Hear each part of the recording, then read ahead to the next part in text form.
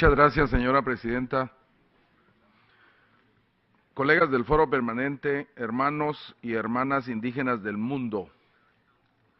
Ahora que cerramos la primera semana del Foro Permanente, escuchando recomendaciones importantes de los estados, de las organizaciones y pueblos indígenas del mundo, y dado que estamos desarrollando el tema de métodos de trabajo, quiero referirme al mismo de manera breve y con reflexiones que durante todos estos tiempos me han traído acá.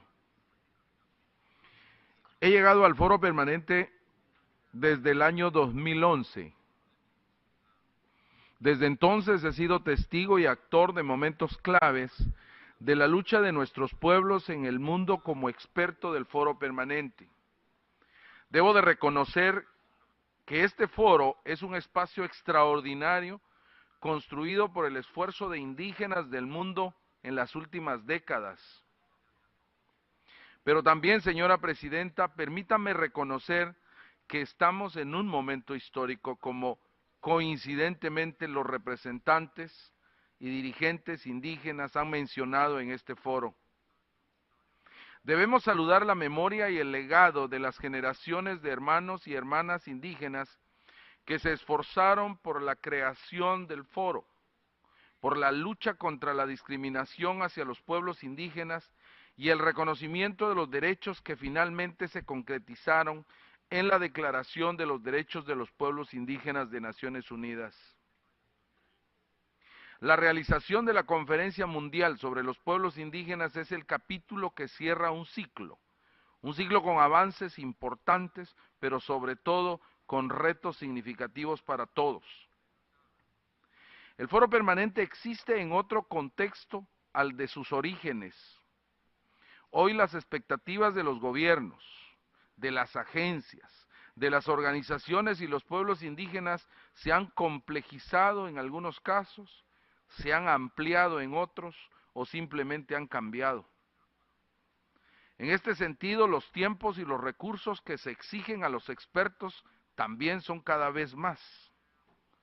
El foro se ha constituido en la plataforma de debate más importante de Naciones Unidas, especialmente para los pueblos indígenas, porque tiene vinculación particular con la explotación de los recursos en regiones indígenas, la industria extractiva o las inversiones en territorios de los mismos, la falta de justicia, la militarización de territorios indígenas cada vez adquieren más importancia.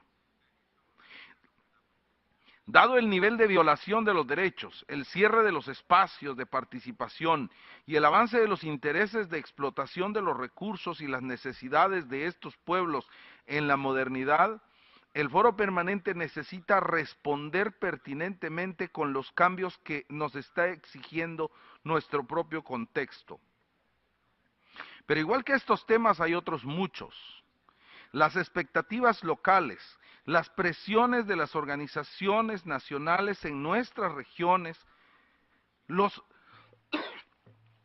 pueblos indígenas en las regiones de donde venimos, sus organizaciones y la participación y las exigencias que los estados tienen han aumentado.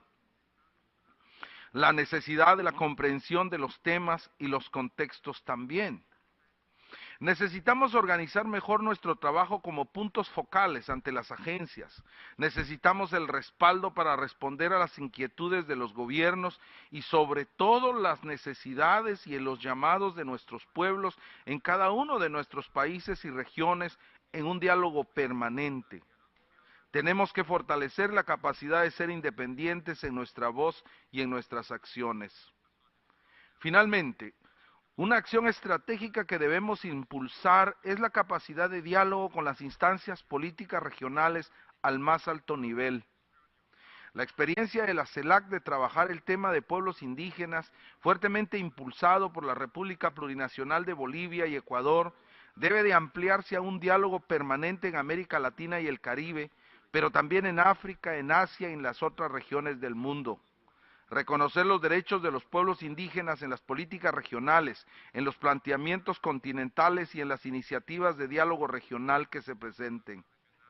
Para cerrar, Quiero hacer un reconocimiento a las organizaciones que nos han acompañado, a las personas y pueblos que no han abandonado la lucha y a los hombres y mujeres del Foro Permanente que están haciendo su servicio comunitario en favor de una mejor humanidad. Muchas gracias, señora Presidenta.